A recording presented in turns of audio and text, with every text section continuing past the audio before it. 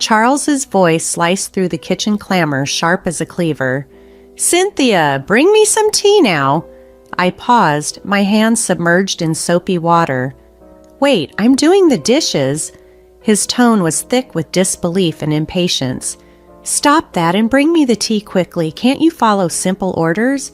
"But I began, only to be interrupted again. "What a useless wife you are. Make me some sweet coffee, please." This new demand came from Kelly, my mother-in-law, who was lounging in the living room, indulging in a slice of cake she had snagged from the fridge. Her eyes sparkled mischievously as she spoke. I sighed, my gaze falling on the mountain of dirty dishes. "There are so many. Leave them for later. Just do what we say, useless wife." Charles's words echoed, each one a stinging lash. I am Cynthia, a 30-year-old working mother ensnared in a life that felt more like a dungeon than a sanctuary. I yearned for love and companionship, but instead, I found myself tethered to Charles and his imperious mother. Our 5-year-old son was the sole beacon of light in my otherwise dim existence. We resided in Charles's parental home, a setup I had reluctantly agreed to under the guise of caring for Kelly following my father-in-law's death. Initially, I sympathized with her, believing she was mourning. However, it didn't take long to see that I was merely a pawn in her twisted game of domestic dominance. No matter how diligently I cooked, cleaned, or worked, it was never enough. My efforts were consistently met with derision. My meals were either ignored or viciously critiqued. "This sautéed vegetables and shrimp is so half-hearted," Kelly would sneer. "Cook it properly from scratch." "I'm busy and can only make simple things," I'd respond, striving to maintain my composure. "That's why I hate backtalk from a daughter-in-law," she'd snap. "Cook from scratch. Why don't you cook?" Trapped in this relentless cycle of demands and disapproval, I longed for a change, yearning for a day when I could reclaim my life and find the peace that seemed so elusive. I hesitantly ventured a question one day, almost immediately regretting it. "Then you're a good cook, right?" Her reply was frosty and dismissive. "Why would I do housework when you're here?" Her words were like a slap, cold and calculated. Their cruelty deepened as time wore on. They stopped acknowledging my presence altogether, treating me as if I were a specter haunting my own home. Initially merely overlooked, I now felt utterly invisible. 6 years of living under this oppressive cloud passed respectively. Our son was growing up, but the oppressive atmosphere in the house remained unchanged. My mother-in-law, now 65, seemed to derive pleasure from my misery. One evening, as I trudged home from work, a heavy realization dawned on me. To them, my existence was meaningless. I felt like nothing more than a shadow, unnoticed and ignored, except by my son, whose recognition I cherished deeply. The thought of losing even that sliver of acknowledgement was unbearable. Upon arriving home, I began to cook immediately, trying to stave off the creeping sadness. I prepared Sichuan chili chicken, crispy fish fillets, and a beef and broccoli stir-fry, hoping to bring a semblance of normalcy to our dinner table. Suddenly, Charles broke his prolonged silence. "Bring me the mayo," he commanded abruptly. "Sure, here you are," I responded, handing him the mayonnaise. His first words to me in a long while were not words of thanks or even simple conversation, but yet another order. It was the final straw for me. The evening deteriorated further when Kelly commanded, "Clean the toilet, right now." I was stunned. "Yes, right now," she insisted, her tone dripping with venom. Unable to contain my frustration any longer, I protested, "Don't say such things while we're eating. It's disgusting, just like your heart." Her eyes narrowed and our argument escalated rapidly, with Charles jumping in, demanding that I apologize to his mother.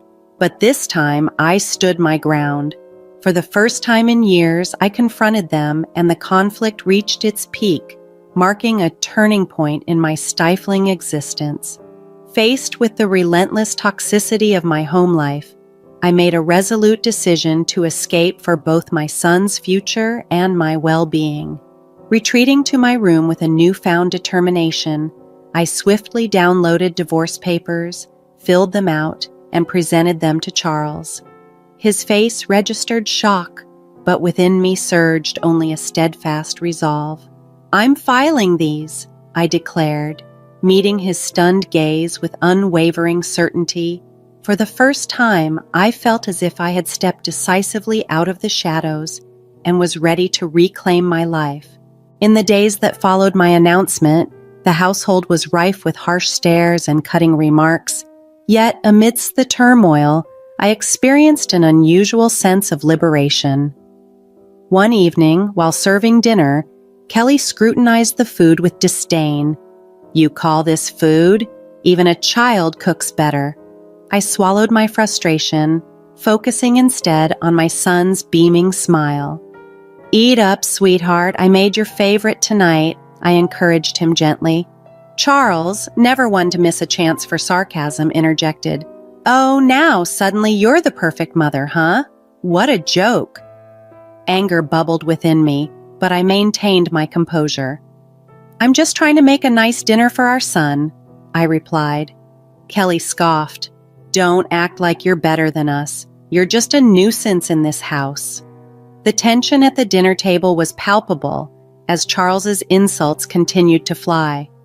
"So, Cynthia, have you ever thought about how you'll manage after the divorce? You can barely handle running a household, let alone your own life." I met his gaze squarely. "I've been supporting this family for years. I'm not worried about taking care of myself and our son." His smirk wavered, a flicker of unease crossing his face. Kelly quickly intervened. "Don't be ridiculous. You rely on us more than we rely on you." The conversation then turned to finances, a subject they usually avoided. "You know, without my paycheck, this household would struggle." My words were firm, reflecting my readiness to end my dependence on them and start anew. Speaking more to myself than to them, I voiced a harsh truth about their financial dependency. Kelly scoffed in response. "We'll manage. We don't need your charity."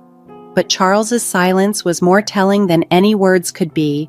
He knew well that without my income, they would face significant difficulties. In the days that followed, the behavior of my in-laws grew increasingly erratic. Kelly oscillated between attempting to coax me into staying and hurling insults when I stood firm. Charles, on the other hand, seemed to retreat into himself, his usual confident air dissolving as he grappled with the reality of his financial dependence on me. One afternoon, I inadvertently overheard a conversation between them that sent chills through me. "Leaving her is not an option," Charles hissed under his breath, the tension in his voice. "We rely on her money." Kelly's reply was coldly strategic. "Don't fret. I have a plan. We'll make her life so miserable that she won't even think about leaving." Realizing their true intentions was a stark shock. They cared nothing for me or our son, seeing us only as pawns in their game of control and financial manipulation. That night, as I lay in bed, a resolution began to take shape in my mind. If they wanted a battle, I would give them one, but it wouldn't be fought with words. I planned to strike at their pride and their finances, where it would hurt the most. The next morning, I initiated my plan by contacting a lawyer, a sharp and astute woman. "I want a divorce," I declared, "and I want to ensure they don't get more than they deserve." She nodded resolutely, understanding the stakes. "We'll make sure of that. You've been the main provider, right? We'll use that." With each passing day, my resolve only hardened. I began meticulously documenting everything, the insults, their financial scheming, and even the minor grievances. It was time to hold them accountable, to make them face the consequences of their actions. I was no longer just surviving. I was fighting back, determined to reclaim my life and secure a better future for my son. As I compiled evidence, a newfound strength surged within me. For the first time in years, I felt a genuine sense of control over my life. The dark veil of disrespect was lifting, replaced by the promise of a fresh start. However, as the divorce proceedings commenced, the atmosphere at home became increasingly strained. Yet, with each passing day, my previous fears diminished, giving way to a solid sense of resolve. One evening, Kelly attempted a different tactic. "Cynthia, dear, why don't we forget all this unpleasantness? You know we're family," she suggested, her voice oozing insincerity. I met her gaze unflinchingly. "Family doesn't treat each other the way you've treated me," I replied. Charles, who had been quiet, scoffed dismissively. "Oh, now you're the victim. You're not as innocent as you pretend."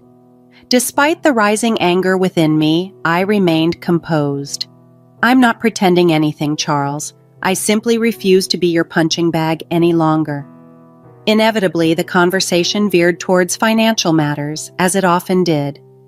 "You think you can just take our son and leave? How will you support him?" Charles challenged. I responded with calm confidence. "I've been supporting this family for years. I'll manage."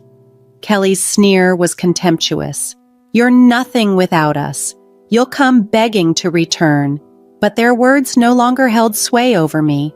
I understood my worth and grasped the truth about our situation. The following day, I met again with my lawyer, who laid out our strategy with precision. "We'll highlight their financial dependence on you. It'll be a key point in the custody battle and asset division." I nodded, feeling validated and supported by the law. The legal framework was on my side, and I was fully prepared to assert my rights. At home, tensions escalated to unprecedented levels. Kelly's attempts to belittle and intimidate me grew increasingly desperate. "You think you're clever," she hissed one evening, her tone venomous. Yet, standing in this turmoil, I was unshaken. I had seen their true colors, and I was ready to turn the page, armed with evidence, legal support, and a revitalized sense of self-worth. Facing Kelly's accusing glare, she uttered, "But you're just abandoning your family." I met her gaze directly, my resolve clear. "No, I'm finally standing up for myself," Charles chimed in, his voice seething with anger. "You'll regret this. You can't survive without me." But his threats no longer held any power over me. I had moved beyond fear. As the court date loomed closer, I meticulously prepared for the legal battle ahead. I organized financial records, documented their spiteful comments, and compiled evidence of their neglect. One quiet afternoon, as I sorted through my papers, my son approached me, his voice tinged with uncertainty. "Mom, are we going to be okay?" I pulled him into a comforting embrace, my protectiveness for him surging. "Yes, sweetheart, we're going to be just fine. We're leaving this place and starting a new, happy life, just you and me." His arms tightened around me, and at that moment, I knew with absolute certainty that I was doing the right thing. I was not just fighting for myself, but for my son's future. The day of the court hearing finally arrived, bringing with it a mix of dread and anticipation. I felt ready to face Charles and Kelly, to put an end to their control and abuse. I was determined to reclaim my life and secure the peace and happiness my son deserved. It was a day for justice, and I was committed to seeing it through. Sitting across from Charles and Kelly in the courtroom, a surreal mix of emotions washed over me. This was the moment of change. As the proceedings kicked off, Charles's lawyer portrayed him as a devoted husband and father, unfairly accused. Kelly cast herself as a grieving mother-in-law, mistreated by an ungrateful daughter-in-law. Yet, armed with my evidence and strengthened by my resolve, I was prepared to reveal the truth and start anew. Their performance was see-through, their falsehoods glaring. When it came to my turn to address the court, I spoke with clarity and composure. "For years, I have been the sole breadwinner for this family, while my husband's unemployment and his mother's manipulative tactics have only added to our difficulties." Charles interrupted, feigning injury. "Cynthia, how can you say these things?" I faced him squarely, my look unwavering. "Support isn't just about words, Charles. It's measured by actions, and yours have been nothing but selfish and cruel." The judge listened intently as I laid out my case, presenting financial records, audio recordings of their verbal attacks, and testimonials from neighbors who had observed their conduct firsthand. The evidence accumulated, and with each piece, Charles's pretense fell apart, and Kelly's composed facade cracked, revealing her true disposition. The courtroom hushed, the air thick with tension. Then, my lawyer delivered the clinching evidence, a series of photographs and documents that not only confirmed Charles's infidelity, but also Kelly's secret affair with a neighbor, Jacob. The courtroom erupted in murmurs as the images were displayed, exposing their duplicity for everyone to see. Charles's eyes widened in disbelief, while Kelly's face contorted with anger. "You violated our privacy!" she shrieked, her voice slicing through the murmurs. Calmly, I met her furious gaze. "No, I merely uncovered the truth, a truth both of you have tried too long to conceal." The judge had to call for order, but the damage to their standing was irreversible. Their credibility was shattered, their deceptions laid bare. As the hearing concluded, the judge's ruling was unequivocal. I was awarded full custody of our son, and the assets were divided equitably. Charles and Kelly were left with nothing but their sullied reputations. Walking out of the courtroom, I felt an immense weight lift from my shoulders. The years of manipulation and mistreatment were finally behind me. I had stood up to them, and I had prevailed. This victory wasn't just for me, it was for my son's future, and for the new life that lay ahead of us, free from the shadows of deceit and control. The most triumphant moment, however, came just outside the courthouse. My son ran to me, his face lit up with relief. "We did it, Ma," he exclaimed joyfully. "Yes, we did," I replied, embracing him tightly. "We're free now. This is just the beginning for us." As we walked away together, I felt a profound sense of victory. This win wasn't just for me, it was for anyone who has ever felt diminished or powerless. It was a victory for truth and fairness, marking the start of a new chapter filled with hope and promises of a better future. The impact of the court's decision was immediate and tumultuous. News of Charles and Kelly's deceit spread rapidly, tarnishing their reputations within our tight-knit community. They could no longer maintain their facade of respectability. In the days following the verdict, I concentrated on rebuilding my life with my son, but I couldn't help feeling gratified knowing that Charles and his mother were finally facing the consequences of their actions. One evening, while I was preparing dinner, an unexpected visitor appeared at my door. Hannah, Jacob's wife. Her eyes brimming with tears, she managed to say, "Cynthia, I've heard everything. I can't believe what Kelly did," her voice shaking with emotion. I invited her in and offered her a cup of tea. As we sat at the kitchen table, she shared her heartache. I trusted her as a neighbor, as a friend, and to think she was having an affair with my husband. I listened and offered comfort, realizing the extensive damage Kelly's actions had caused beyond my troubles. The next day, I encountered Charles in town. He looked defeated, merely a shadow of his former self. His previous arrogance vanished. I stopped, facing him squarely. "What's left to say, Charles?" He shifted uncomfortably, avoiding my gaze.